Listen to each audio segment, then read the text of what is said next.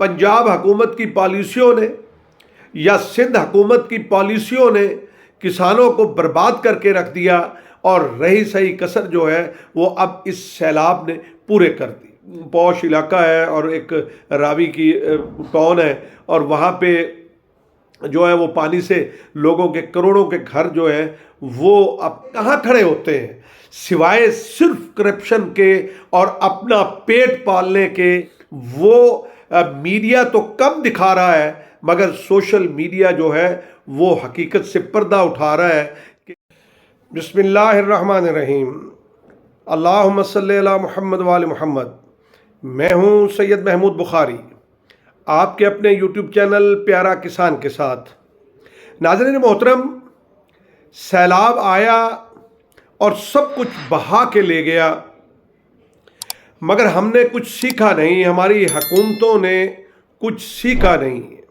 2010 میں آیا، ہم نے اس سے کچھ نہیں سیکھا، اور 2022 کے اندر سیلاب نے وہ تباہی مچائی کہ 24 لاکھ ایکڑ پر کھڑی فصلیں جو ہے وہ تباہ ہو گئیں، اور اقوام متحدہ کی رپورٹ کے مطابق جو ہے وہ 10 ارب ڈالر کا جو ہے وہ نقصان ہوا فصلوں کا اور سیلاب میں گھرے لوگوں کا۔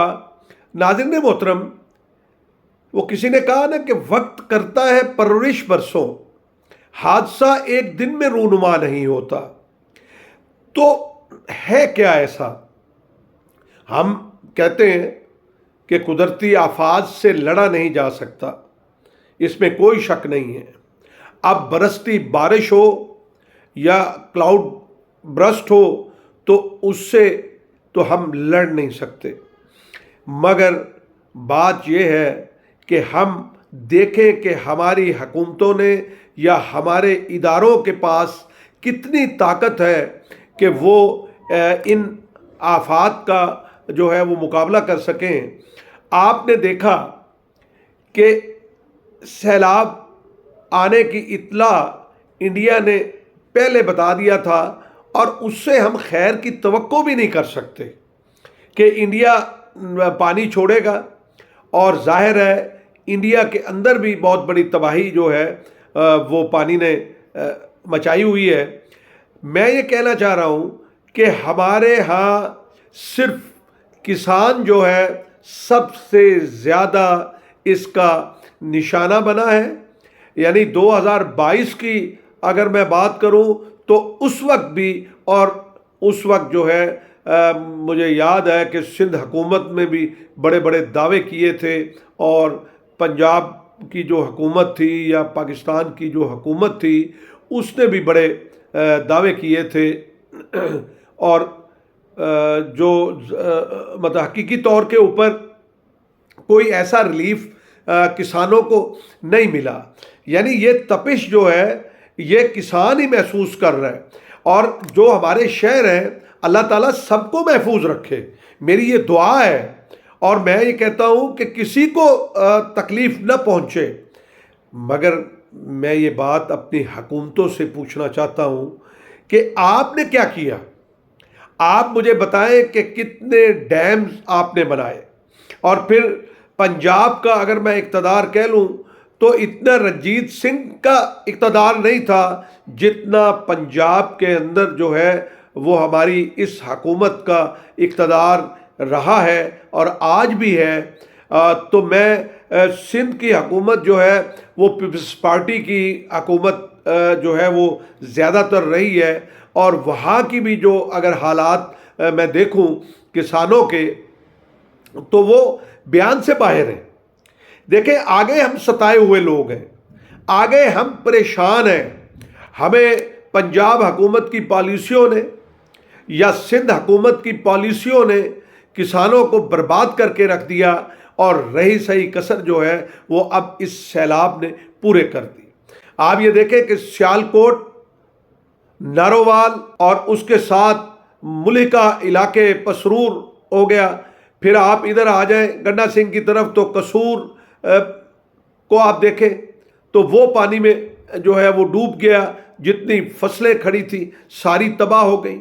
آپ کے جو مویشی ہے وہ میڈیا تو کم دکھا رہا ہے، مگر سوشل میڈیا جو ہے وہ حقیقت سے پردہ اٹھا رہا ہے کہ کتنے ایک ہولناک مناظر جو ہیں وہ دیکھنے کو مل رہے ہیں۔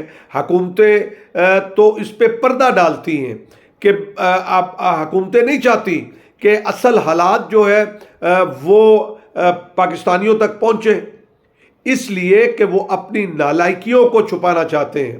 آپ پھر آگے جو ہے وہ چلیں تو آپ جھنگ کو دیکھ لیں، وہ پانی سے جو ہے اس کا ایریا ڈوب گیا۔ آپ اس سے جو آگے چلیں گے شور کوٹ ہے، پھر آگے چلیں گے تو آپ کا ملتان ہے، اور یہ ساہیوال کا ایریا ہے، بصیر پور، اور ادھر سے بھی اطلاعات آ رہی ہیں۔